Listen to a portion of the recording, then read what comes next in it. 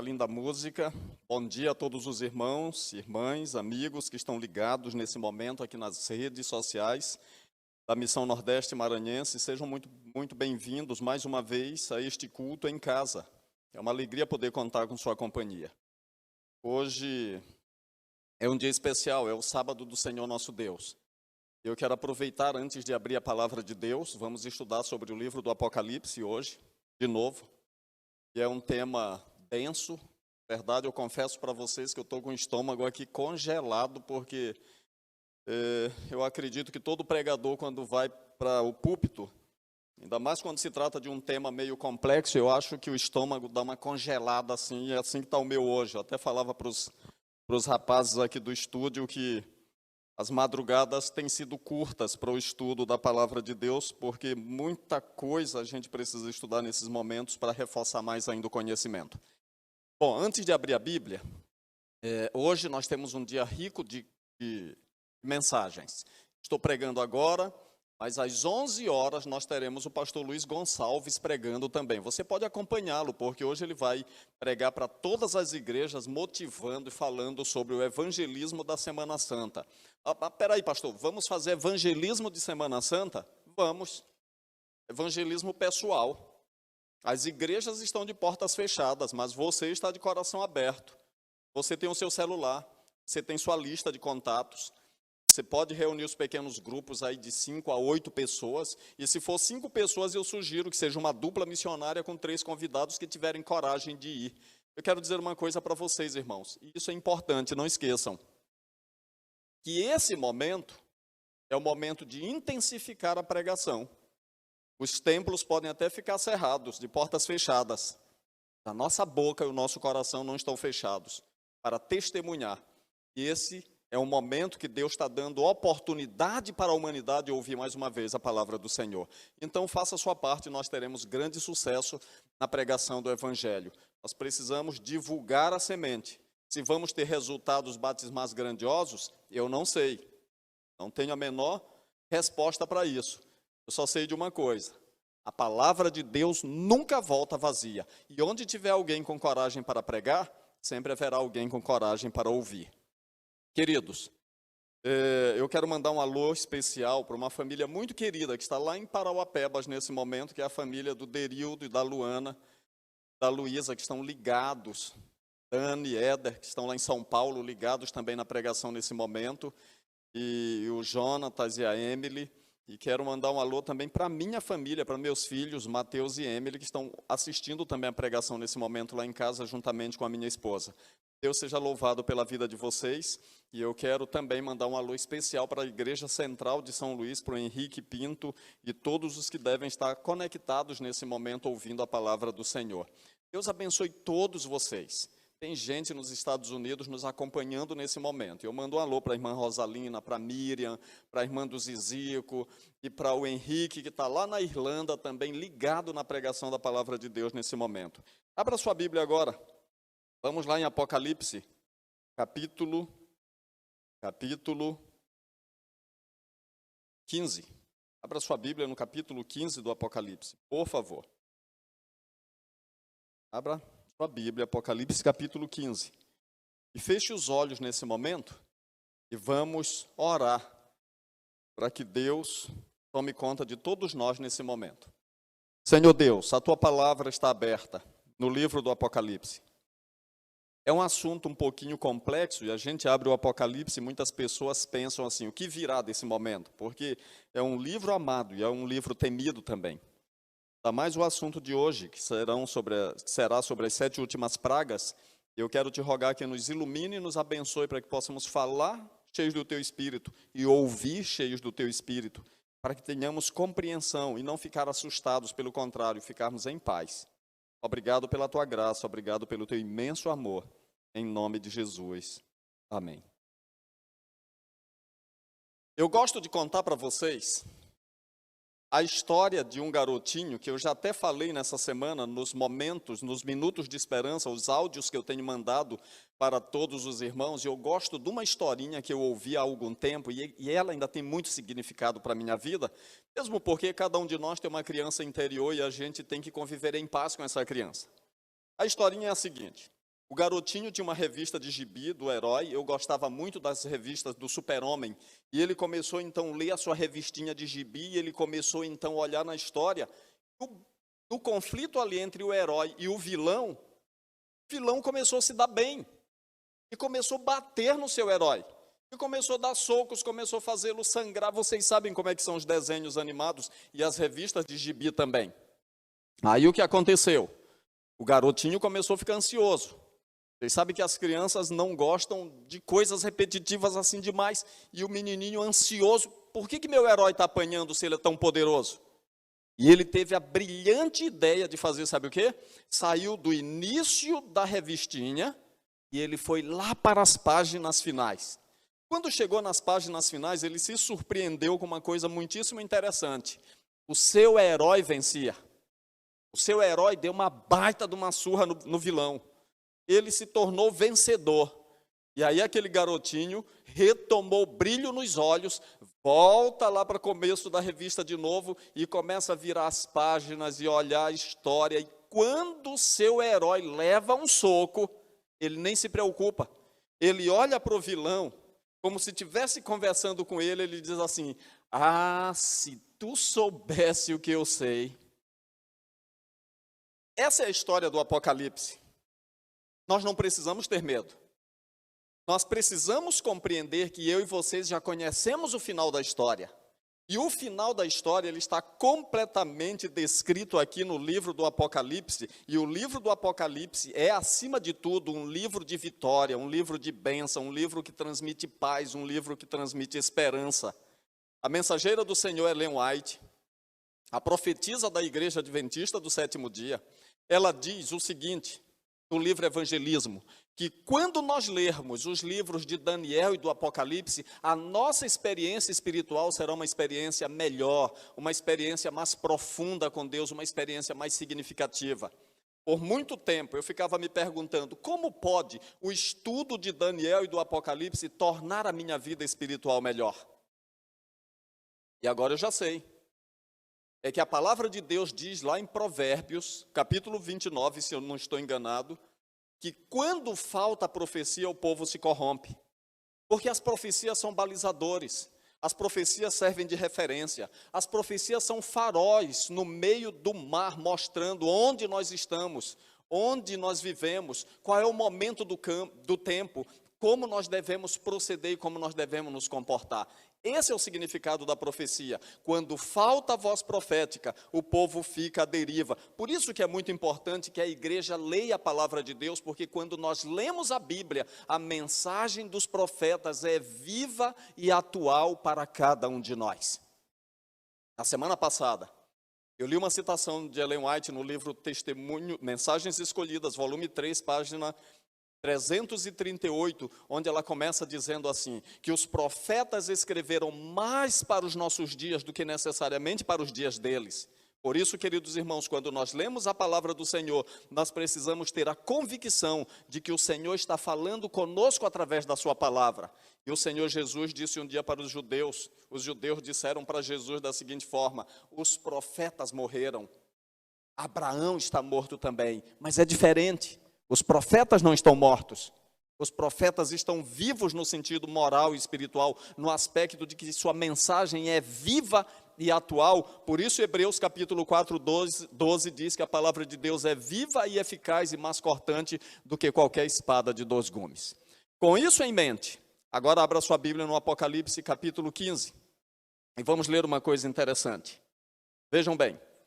Vi no céu outro sinal grande e admirável, 7 anjos, tendo os 7 últimos flagelos, pois com este se consumou a cólera de Deus. Cólera de Deus. Queridos, essa expressão, a cólera de Deus, é uma expressão que parece que não soa bem nos ouvidos das pessoas da atualidade. O mundo está por aí vendendo uma imagem de um Deus que apenas Deus é amor, Deus é amor, Deus é amor. Estamos vivendo desde a década de 70 o que tem sido chamado de a ética do amor. E em nome desse amor imoral, quantas barbaridades têm sido feitas. Nós falamos de amor, mas nós não queremos responsabilidade para com a lei.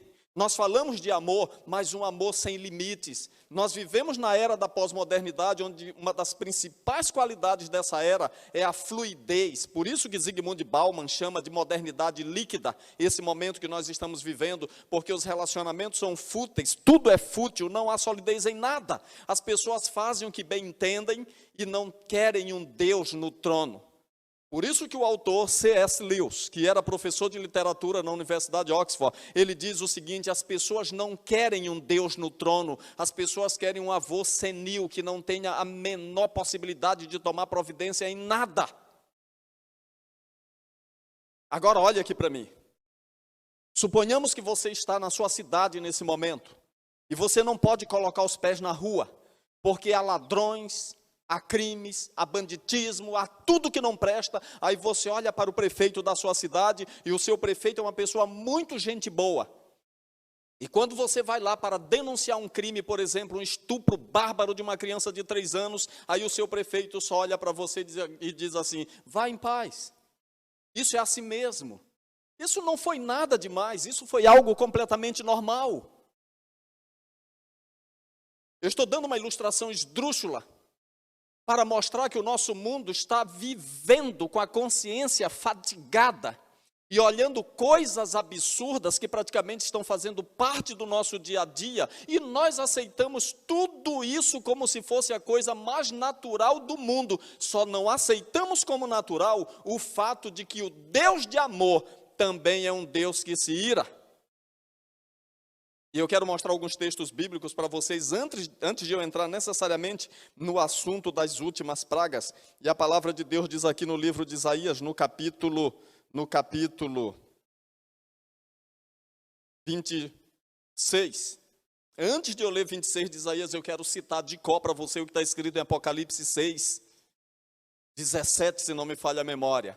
Onde os ímpios clamam para as montanhas, para os rochedos, e eles dizem assim: cai sobre nós.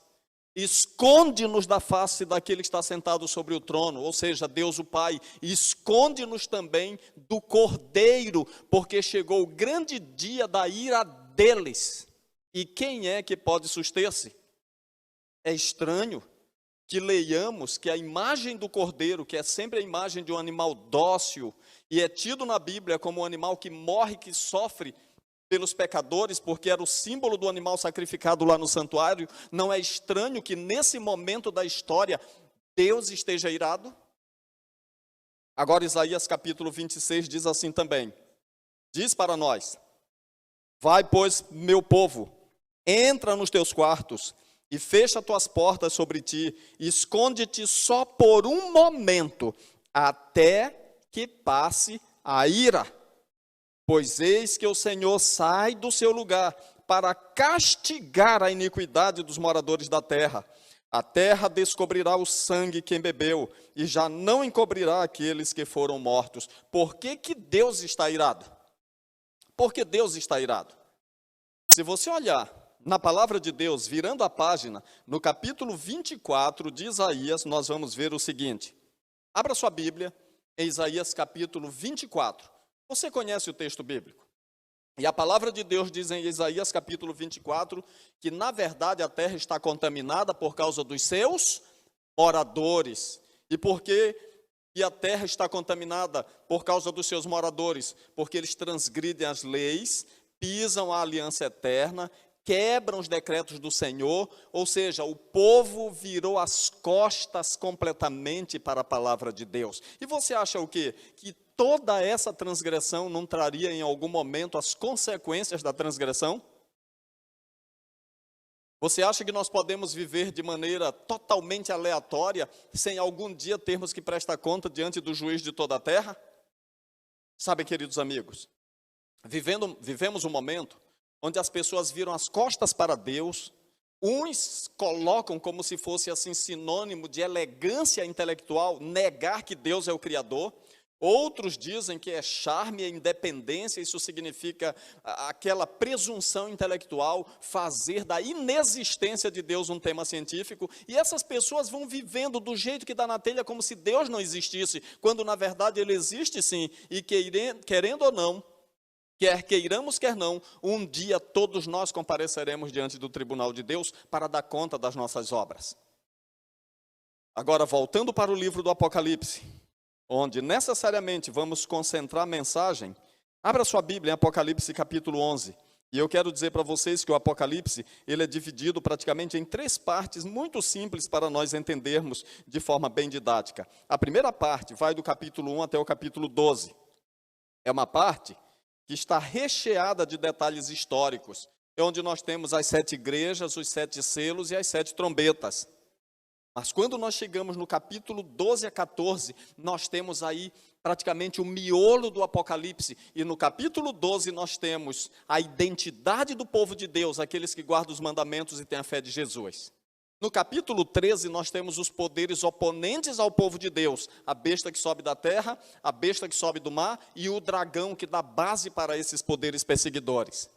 Mas no capítulo 14 nós temos a missão do povo de Deus. E a missão do povo de Deus antes da vinda de Jesus é pregar a primeira, segunda e terceira mensagens angélicas. Agora, a partir do capítulo 15 até o final, nós temos João, como se ele tivesse colocado uma lupa diante dos seus olhos, ou diante dos nossos olhos, e ele está ampliando alguns assuntos para que nós vejamos de uma forma mais nítida e mais ampla. E essa ampliação que João dá, ele oferece para nós um esboço dessa escatologia, aqui no capítulo 11, no versículo 18 em diante, quando a palavra de Deus fala da seguinte forma: na verdade, as nações se enfureceram, chegou, porém, a tua ira e o tempo determinado para serem julgados os mortos, para se dar o galardão aos teus servos, os profetas, aos santos e aos que temem o teu nome, tanto aos pequenos como aos grandes, e para destruíres os que destroem a terra. Nessas palavras, nós temos um esboço de todo o restante do Apocalipse, porque nós percebemos logo em seguida a ira de Deus manifestada nas 7 pragas. O juízo que começou em 1844 e ainda está em andamento. E esse juízo dará recompensa a partir daqueles que são da casa de Deus. Mas em seguida, o Senhor dará o galardão tanto aos pequenos como aos grandes, e ele vai julgar Babilônia. E ele mostra esse juízo de uma forma mais específica no capítulo 17 e 18. E sabem, querido, chega o momento de destruir os que destroem a terra, que é a recompensa final pelo segundo advento do Senhor Jesus. Agora, queridos, de maneira mais ampla, nós temos aqui um esboço do que vai acontecer plenamente até o final do Apocalipse. E esse tema da ira de Deus, ele é muito interessante, e nós vamos agora parar um pouquinho para avaliar esse esboço escatológico que nós temos aí sobre as 7 últimas pragas. A mensageira do Senhor, Ellen White, ela tem um esboço escatológico e ela nos ajuda a compreender isso de forma bem interessante, e eu quero dizer para vocês que o esboço dos últimos eventos, eles praticamente têm 3 pontos, que é o juízo investigativo, o tempo de angústia e o milênio. Talvez eu tire os olhos um pouquinho de vocês aqui, mas eu quero que vocês prestem muita atenção no que vai acontecer. O que acontece durante o juízo investigativo? Vamos olhar os eventos. Rapidamente, se vocês puderem olhar para a tela nesse momento que vai ser exibida, eu vou mostrando item por item para nós simplesmente termos de forma didática esse esboço do que vai acontecer. Então vejam bem, queridos, durante o juízo investigativo nós temos reavivamento e reforma, o selamento, nós temos também a chuva serôdia, que vai acontecer, o alto clamor, o 5º ponto é a sacudidura, o 6º ponto é o pequeno tempo de angústia que nós já estamos começando a viver, sacudidura também já está acontecendo, ainda não estamos vivendo plenamente o alto clamor, mas esse é o momento de pregarmos o evangelho com muita força e com muita dedicação. Então vamos prosseguir para mais pontos, porque eu quero ganhar tempo para nós podermos agilizar. Durante o juízo investigativo será feita uma imagem à besta ainda. Aí virão as leis dominicais, virá o decreto de morte e, finalmente, a marca da besta. E vocês sabem que será o estabelecimento de um falso sábado que será empurrado goela abaixo de toda a humanidade. E, finalmente, depois que a marca da besta for imposta sobre toda a humanidade, virá o término do tempo da graça. Quando o tempo da graça se fechar, vamos prosseguir. Eu quero que vocês acompanhem na tela esse esboço profético dos últimos acontecimentos. Depois do término do tempo da graça,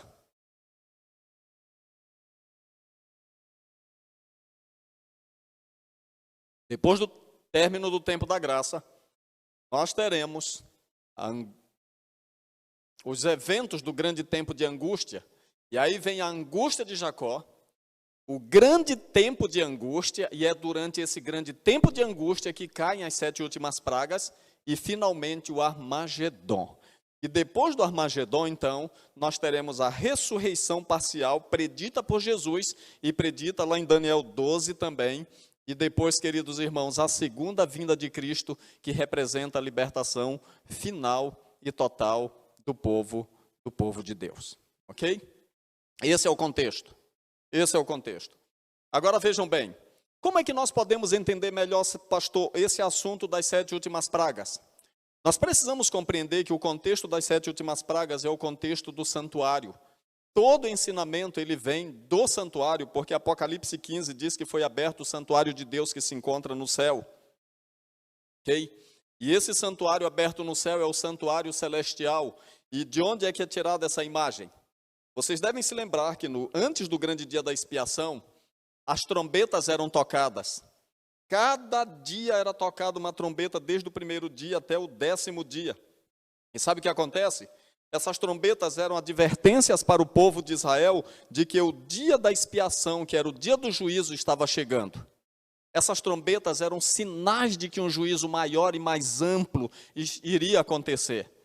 Quando vocês olham para as 7 trombetas do Apocalipse, quando nós lemos as 7 últimas pragas, a gente percebe que elas têm a mesma linguagem, mas elas têm uma diferença. As 7 trombetas eram sinais ou juízos que vieram sobre a igreja em um momento do tempo, e essas 7 trombetas, apesar de serem juízos parciais, por que parciais? Porque elas abrangiam apenas 1/3 da humanidade. As 7 últimas pragas são diferentes. As 7 últimas pragas abrangem toda a humanidade, é para todos os povos. Agora, queridos, nós precisamos olhar para o capítulo 15 e entender que os anjos saem do santuário vestidos de linho como se fossem o sumo sacerdote no grande dia da expiação, quando o sumo sacerdote saía de fazer a purificação do santuário. O Senhor Jesus vai terminar a purificação do santuário, o juízo investigativo, e aqui diz que o santuário ficou cheio de fumaça, em outras palavras, terminou a ministração, ninguém pode mais entrar. Isso significa que a expiação e também a intercessão terminaram. O que isso nos ensina? Que as 7 últimas pragas só cairão quando o tempo da graça terminar. E daí, pastor? E daí que eu estou dizendo isso para você não confundir coronavírus com as 7 últimas pragas. Para você não confundir a crise que estamos vivendo nesse momento com aquilo que ainda virá. Eu estou dizendo isso para que você não imagine que nós já estamos vivendo assim, esse é o momento da vinda do Senhor Jesus. Ainda não. Ainda não. E por que não, pastor? É simples. Muito simples. Já saíram os decretos dominicais? Ainda não. Então ainda não é o fim. Porque mesmo quando sair o decreto dominical, a porta da graça ainda estará fechada. Ou melhor, ainda estará aberta. Agora compreenda, por que eu posso dizer isso com tanta garantia e com tanta certeza? Porque lá em Apocalipse, no capítulo 14, nos versículos de 9 a 12, está escrito que a terceira mensagem angélica, ela tem que ser pregada exatamente no contexto dos decretos dominicais, quando eles apresentarem o falso sábado. Eu e você, como remanescentes do povo de Deus, precisamos pregar a todo pulmão a terceira mensagem angélica, dizendo o seguinte: se alguém adora a besta e recebe a sua marca e o seu número, esse também beberá da taça da ira de Deus. Em outras palavras, a ira de Deus, nas 7 últimas taças, elas serão dadas para aqueles que rejeitaram a verdade e aceitaram a mentira. Agora, queridos irmãos e irmãs, no contexto das 7 últimas pragas, elas ainda não estão caindo, especialmente por causa de uma razão também. Sabe qual é? A pregação a todo vapor da primeira, da segunda e da terceira mensagem angélicas. Essa é a minha responsabilidade, essa é a sua responsabilidade. Existem alguns adventistas que são extremamente sensacionalistas. Estão tão focados em notícias que falam sobre o Papa, sobre o decreto dominical, sobre reuniões com líderes de Estado, etc. e tal. E a principal coisa com a qual deveriam estar preocupados, que é a sua fidelidade em devolver dízimos e ofertas que promovem a pregação. E a outra grande coisa com a qual deveriam estar preocupados é a sua participação na pregação do Evangelho. Esses adventistas estão acomodados, estão dormindo, estão perdendo time, estão deixando o momento passar. Eu não tenho a menor dúvida de que essa crise pela qual nós estamos passando nesse momento, ela serve como um despertamento para o povo de Deus, porque é hora de nós nos autoavaliarmos. E eu quero dizer mais uma coisa para você: tudo isso que está acontecendo, mesmo que algumas famílias estejam passando um pouco de necessidade, mesmo que nós estejamos tendo perdas salariais, mesmo que nós estejamos com nossas igrejas fechadas, tudo isso ainda é recheado de misericórdia. Por que misericórdia? Porque é uma oportunidade de Deus para nós nos levantarmos da acomodação como igreja e proclamarmos a todo pulmão a pregação do Evangelho. Você concorda comigo? Eu tenho plena convicção daquilo que eu estou dizendo. Agora, queridos, quando a pregação do Evangelho for dada com todo o poder, com toda a convicção, quando nós proclamarmos a terceira mensagem angélica, quando a porta da graça se fechar, quando Jesus Cristo sair do santuário, quando não houver mais intercessão, quando não houver mais expiação, aí o Senhor Jesus, olhando para o mundo pecador, ímpio, que tem pisado a lei, que tem cometido assassinatos, que tem feito do tráfico humano um vício, praticamente um esporte, um mundo onde o enriquecimento ilícito, onde as drogas graçam livremente, o mundo da imoralidade, o mundo onde pessoas são vendidas para a prostituição, o mundo onde existe tanta violência, tanta maldade, tanto abandono dos princípios do Senhor. O mundo está praticamente com seus campos ceifados de sangue humano, onde as grandes nações do mundo não se preocupam com os pobres, pelo contrário, movidas pelo seu egoísmo, cada dia gastam bilhões em armamentos nucleares e na invenção de outros tipos de arma de destruição em massa, mas nenhum dinheiro quase é gasto em minimizar a fome e o sofrimento. Não existe amor ao próximo, existe apenas a megalomania, um ego desse tamanho de líderes de Estado, etc. e tal. Estamos vendo diante dos nossos olhos Estados Unidos e China num conflito enorme pela dominação mundial, e a última coisa com a qual os seres humanos poderosos estão se preocupando é com seus semelhantes. E essas pessoas se arrogam de imaginar que o destino das nações está em suas mãos, baseados no seu poderio nuclear, no seu poderio militar, e eles viram as costas para Deus, esquecendo que Deus está no controle.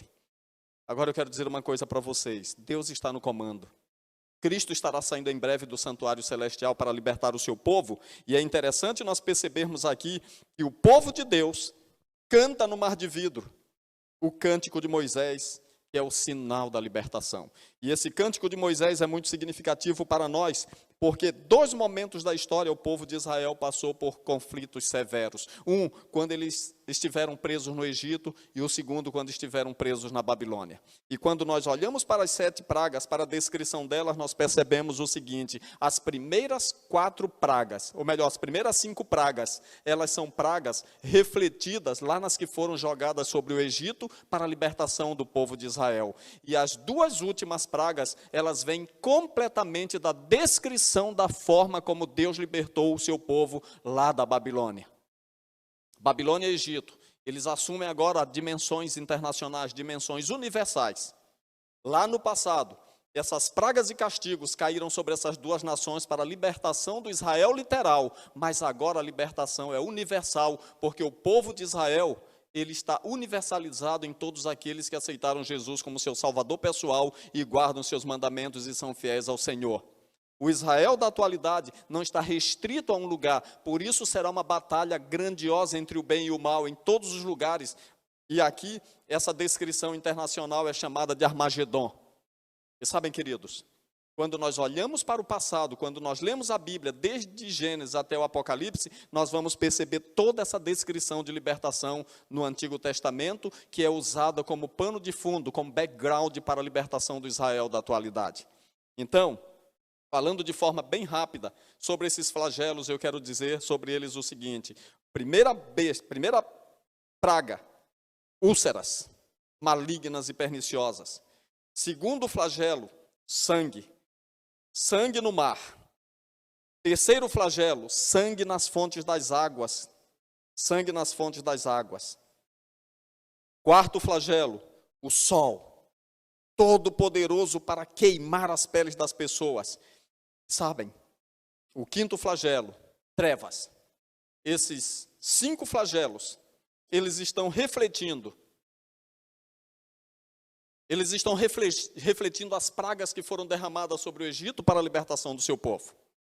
Hoje pela manhã, estudando o comentário bíblico do Dr. Ranko Stefanovic, que é uma das maiores autoridades adventistas no assunto do Apocalipse, ele diz para nós que nós não temos uma certeza plena se as pragas são literais ou são simbólicas. Mas, ao mesmo tempo, ele diz o seguinte: nós não temos nenhuma evidência para negar que esses primeiros 5 flagelos sejam literais. E eles saem logo em seguida do reino da natureza para o reino da humanidade, do campo da natureza para o campo das pessoas. As 5 primeiras pragas, eu quero arriscar dizer que elas vão acontecer de forma literal e cabal, praticamente no seu aspecto mais denso da leitura. É sangue, é trevas, são úlceras, etc. e tal, que virão em algum momento da história sobre a humanidade. Agora, não nos esqueçamos que a linguagem do Apocalipse é uma linguagem espiritual, e quando nós chegamos no 6º flagelo, que fala sobre o secamento do Eufrates, e quando nós chegamos no 7º flagelo, que fala sobre esse grande terremoto, a saída de Jesus do santuário, a queda das nações, praticamente, ele está falando de eventos literais, mas de uma forma simbólica. O que significou o secamento do Eufrates?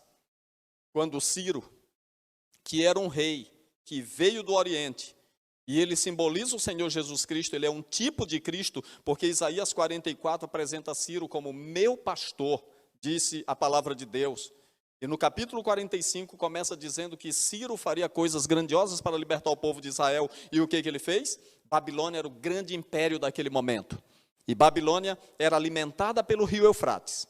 Ciro, então, numa estratégia militar muito interessante, descrita pelo historiador Heródoto, ele desviou o curso do Eufrates e foi para um pântano toda aquela água. Quando o nível da água dentro da cidade baixou, os soldados entraram praticamente sem nenhum esforço, sem precisar usar a espada. E eles depuseram Belsazar, tomaram Babilônia e se tornaram o próximo império na sucessão de Daniel 2. Amigos, esse episódio histórico, ele serve de contexto para a libertação do povo de Israel na atualidade da Babilônia mística na qual nós estamos vivendo. E quando vocês olham para o capítulo 17, tem o grande julgamento de Babilônia, e quando diz que ela está sentada sobre muitas águas, a própria palavra de Deus descreve que águas na Bíblia representam povos, nações, multidões e línguas. O que a Bíblia está dizendo? Que esse poder perseguidor, para o qual todas as nações da terra praticamente darão a sua autoridade, em outras palavras, isto é uma liderança política e religiosa que dominará o mundo, mas o que a Bíblia está nos dizendo é que em algum momento vai acabar esse apoio espiritual, o povo estará desesperado, não haverá mais fonte de água espiritual, não haverá mais fonte de água, há uma desilusão com essa religião estatal, as pessoas tirarão seu suporte desse poder e o mundo estará completamente caótico, porque essas pessoas clamarão a Deus, mas a mensageira do Senhor diz que não há mais jeito, não há mais jeito. As pessoas estarão sofrendo as dores das úlceras, não haverá água para beber. Já pensou nesse quadro? As fontes das águas estão corrompidas, estarão remordendo suas línguas, estarão sofrendo muito. E eu diria para vocês que a sexta trombeta é uma reflexão espiritual dos males físicos que acontecerão praticamente nas primeiras 5 pragas. Agora, o mais duro de tudo é que no meio do sofrimento ninguém se arrepende. Aparece aqui nas descrições dessas 5 primeiras pragas, uma expressão que se repete várias vezes: blasfemaram contra Deus. Blasfemaram contra Deus. E no capítulo 16, versículo 11 diz assim: blasfemaram Deus do céu por causa das angústias e das úlceras que sofriam. O efeito da primeira praga ainda é sentida no momento da quinta, mas eles não se arrependem, estarão angustiados, sofrendo, amargurados, mas não se arrependem. Você percebe a diferença? O povo de Deus, quando passar pelo grande momento de angústia, estará sofrendo. Estará sofrendo. Mas olha a diferença do sofrimento. O sofrimento do povo de Deus é por causa do seu profundo arrependimento. E no seu profundo arrependimento, olhando para a sua indignidade, a angústia de Jacó, ela vem exatamente em função das pessoas estarem se questionando: será que eu fui perdoado? Porque verão seus pecados como absurdos diante de Deus. Isso é uma angústia que já toma conta do nosso coração. Quando nós olhamos para nós mesmos, como disse Lutero, nós não vemos como nos salvar. Mas quando nós olhamos para Jesus, nós não vemos como nos perder. E eu quero dizer para ti, querido amigo, que nesse momento de caos no mundo, o cenário estará preparado para a segunda vinda de Jesus. Os poderes demoníacos, que são representados pelas rãs, sairão para o mundo todo. Poder dos falsos profetas, dos milagreiros satânicos, o poder da persuasão, do dragão, da besta e do falso profeta sairá para convencer as nações todas. Para se arrependerem? Não, mas para continuarem obstinados contra Deus e contra o seu povo. E nesse momento de profunda angústia, todos quererão matar o povo de Deus que guarda os mandamentos de Deus e tem a fé de Jesus. E aí acontece a 7ª praga, que será a vinda do Senhor Jesus. E antes dessa vinda, um tremendo terremoto. Ilhas desaparecerão e a coisa será extremamente caótica. Queridos, os momentos serão tensos, os momentos serão difíceis e os momentos serão tenebrosos. Mas a pergunta é: precisamos ter medo? Nós precisamos ter medo? Eu gostaria de ter mais tempo para fazer uma descrição muito maior agora dessas pragas do que eu falei até aqui. E como é um assunto muito denso, eu espero que você esteja compreendendo. É um assunto amplo, mas eu quero encerrar mostrando uma coisa muito interessante para vocês. Sabe, queridos, mas antes de falar desse momento de encerramento, quero colocar para vocês uma visão cristológica das sete últimas pragas. Por favor, vai passando para mim as telas até o final, quando chegarmos aí à visão cristológica das 7 últimas pragas. Por favor, põe para mim até lá. Mas eu quero contar uma história rápida para vocês. Havia uma criança que perdeu a sua mãe. Eu gosto dessa história, porque é uma história muito, muito interessante e que fala ao nosso coração. E essa criança carente do pai que trabalhava sozinho e incansavelmente para dar uma vida melhor para aquele garoto, essa criança estava extremamente carente da presença do seu pai. E às vezes nós pais, nós erramos muito quando nós imaginamos que dar coisas materiais para os nossos filhos é mais importante do que dar a nossa presença. E eu quero dizer para a minha igreja que a coisa mais importante que Deus nos dá é a salvação e a sua presença, não necessariamente bens materiais. Agora, queridos, esse garoto, carente da presença do pai, um dia o pai, percebendo a tristeza nos seus olhos, ele chama o seu garotinho e diz assim: filho, amanhã nós dois estaremos o dia inteiro juntos, eu vou sair contigo, nós vamos brincar, eu vou jogar bola com você, nós vamos para o lago, vamos jogar um pouquinho, vamos jogar bola. E aí, o dia será inteiramente nosso. E esse menino ficou maravilhado, excitado com essa ideia, porque queria a companhia do seu pai. E ele ficou tão feliz naquele final de dia. E quando deu umas 7 horas da noite, eles jantaram juntos. E o menino dizia toda hora para o pai: pai, amanhã vai ser um dia maravilhoso, não é? E o pai dizia: vai sim, filho, vai ser um dia só nosso. Só nosso. Aí então, quando deu umas 9 da noite, o pai colocou aquele garoto para dormir. O menino estava com os olhos brilhando, tanta ansiedade, de tanta emoção, mas ele não conseguia dormir direito. E o pai disse assim: filho, durma, fique tranquilo, amanhã será um dia grandioso, será um dia só nosso. E aí então aquele menino foi dormir. O pai voltou para o escritório ali para trabalhar em casa mesmo. E quando deu umas 10 horas da noite, o menino não conseguia dormir, ele veio até o escritório do pai. E o pai disse: filho, vá dormir, eu não já falei para você ficar sossegado, que amanhã será um dia especial, um dia só nosso? O menino não disse uma palavra, apenas correu na direção do seu pai, pulou no seu pescoço, deu-lhe um abraço apertado, e ele disse assim: pai, muito obrigado pelo amanhã, muito obrigado pelo amanhã. Eu e você precisamos ter medo do momento que estamos vivendo? Eu e você precisamos ter medo e ansiedade pelo futuro? Precisamos ter medo de decreto dominical, de encontro A ou encontro B? Não, não, irmãos. Não, não. Nós já estamos seguros nas mãos do Senhor Jesus.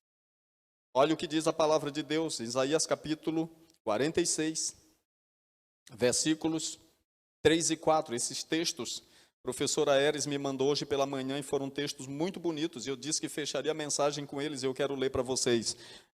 Só acompanhem pela minha voz, porque depois nós teremos uma citação de Ellen White na tela. Diz assim: ouvi-me, ó casa de Jacó, e todo o restante da casa de Israel, ou seja, todo o remanescente da casa de Israel. Vós, a quem desde o nascimento carrego e levo nos braços desde o ventre materno. Até a nossa velhice eu serei o mesmo, e ainda até as cães, ou seja, até os cabelos brancos eu vos carregarei. Já o tenho feito, levar-vos-ei, pois carregar-vos-ei e vos salvarei.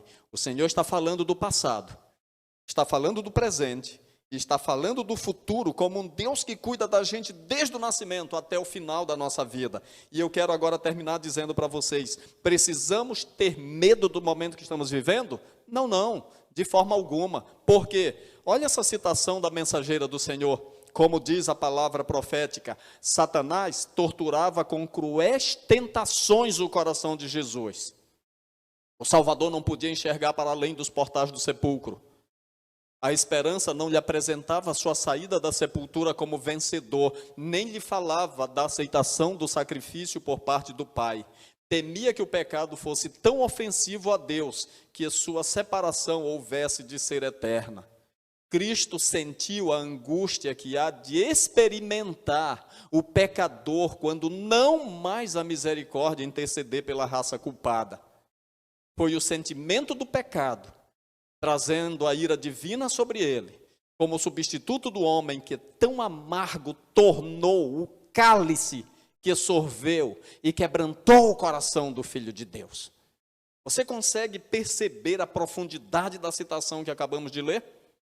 Jesus tomou o cálice da ira de Deus e ele padeceu o que o ímpio há de sofrer no último momento da história. E eu quero mostrar uma coisa para vocês que é muito interessante.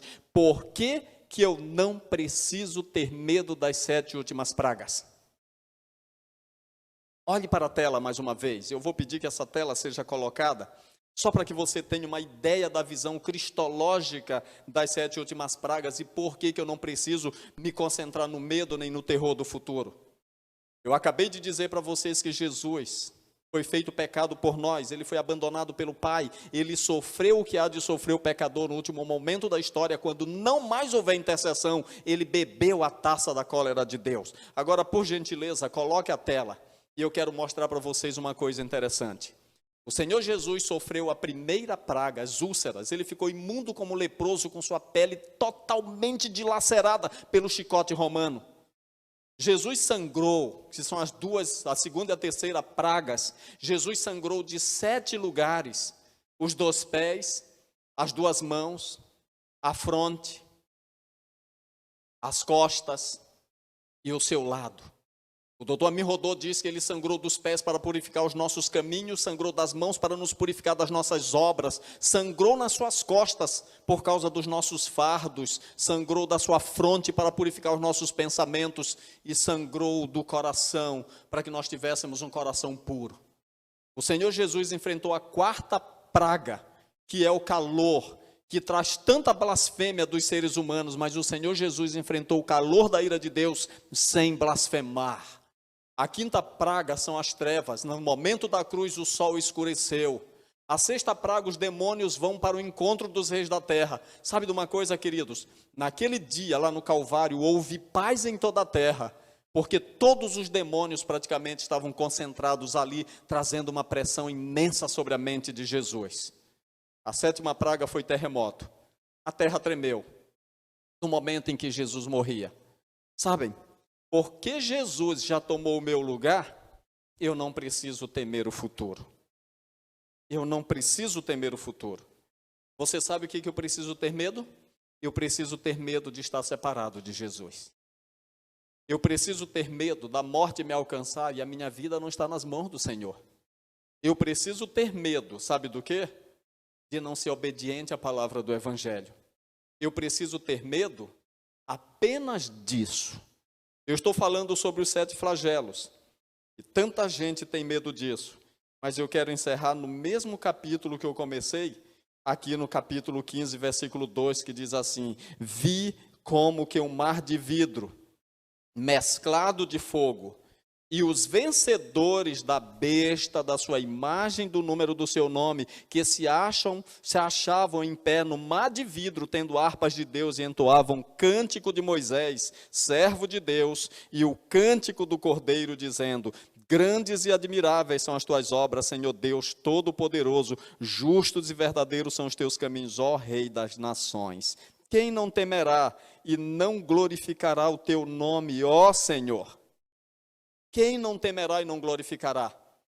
Queridos, nesse momento de pequena crise que nós estamos passando, eu quero concluir dizendo 2 coisas para vocês. Virão tempos mais difíceis. Mas precisamos ter medo? Não, não. Precisamos ficar assustados? Também não. Precisamos entrar no desespero imaginando que Deus não está no controle nem cuidará da sua igreja? Não precisamos fazer isso, queridos. Sabem por quê?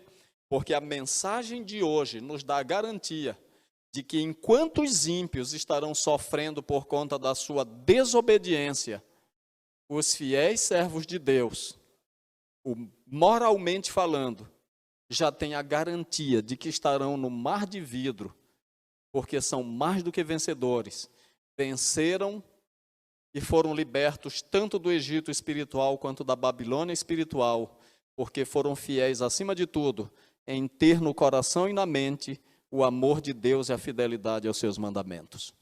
Não se desespere. O apelo que eu faço para você hoje é: pregue o Evangelho. E você, querido, que de repente está vivendo momentos de angústia, eu digo pessoas que ainda não conhecem a Jesus, esse é o momento de você compreender uma coisa: você não precisa passar pelo sofrimento das 7 últimas pragas, basta que você se esconda atrás de Jesus, atrás do seu sangue, porque todo aquele que se esconde em Jesus não sofrerá, porque o Senhor Jesus já tomou o nosso lugar. Agora eu pergunto, essa é uma mensagem de desespero ou é uma mensagem de esperança? O Apocalipse enche o meu coração de alegria, pela certeza de que em Cristo nós já somos mais do que vencedores. Agora, você já pode pular no pescoço de Jesus pela fé e dizer: Jesus, muito obrigado pelo amanhã. Muito obrigado pelo amanhã. Você pode, como o garotinho do gibi, ir lá na página final da história, mesmo entendendo que teremos dificuldades e sofrimentos, mas você já pode dizer para os inimigos hoje: eu conheço o final e eu tenho garantia da vitória. Amém? Você crê nisso? Eu creio. E a mensagem de hoje não foi para te assustar. A mensagem de hoje foi, acima de tudo, para te fortalecer na certeza de que Jesus já nos deu a vitória sobre essas pragas e flagelos que virão sobre o mundo pelo seu sangue e pela cruz do Calvário. Natinho vai cantar, e enquanto ele canta, coloque o seu coração na mão de Jesus. Querido amigo, que me ouve, que ainda não é um adventista do sétimo dia, se você deseja entregar o seu coração para Jesus agora, ore, abra seu coração, o Senhor vai ouvir a tua súplica, e no primeiro momento que você tiver oportunidade, procure uma igreja adventista mais próxima da sua casa, e você será muito bem recebido. Vamos ouvir o louvor em atitude de oração. Obrigado, Natinho, pelo lindo louvor. Nós vamos orar. E antes de orar, eu agradeço muito alguns amigos do sul do Pará, como a Ceiliane, a Milene, que estão ligados aí na pregação. Veríssimo e sua família aqui em São Luís, Elba, Vera, pessoas lá de Barreirinhas, como Juscelino e Jossi. Tantos outros amigos, como a Aurineide, também são pessoas que eu amo demais. Obrigado pelas orações de vocês e pela companhia de vocês. E eu quero dizer para todos vocês, queridos irmãos, não tenham medo. Essa crise vai passar. Mas, por outro lado, não sejamos ingênuos, imaginando que nesta terra devemos ficar para sempre, ou que aqui seja o melhor lugar. Pelo contrário, tiremos lições e preparemos a nossa bagagem para o céu. Feche seus olhos, pense em Deus, vamos orar. Obrigado, Senhor, pelas tuas palavras. São tantas ideias que vêm na cabeça, às vezes ficamos meio confusos e preocupados na hora de apresentar o assunto. Mas eu quero te rogar que o teu Espírito tenha tornado palatável esse assunto para o coração de todos os teus filhos. Fortaleça a tua igreja e ajuda-nos a viver, ó Deus, na esperança e na segurança da tua palavra. Ajuda-nos a crer plenamente na palavra profética. Senhor, enquanto o mundo se revolve na luta pelo poder, abençoe a tua igreja para que esteja de olho numa coisa melhor que é o lar celestial. Não nos deixe fazer desta terra o foco da nossa atenção primária. Aqui não é o lugar, ó Deus, onde o nosso coração deve estar plantado.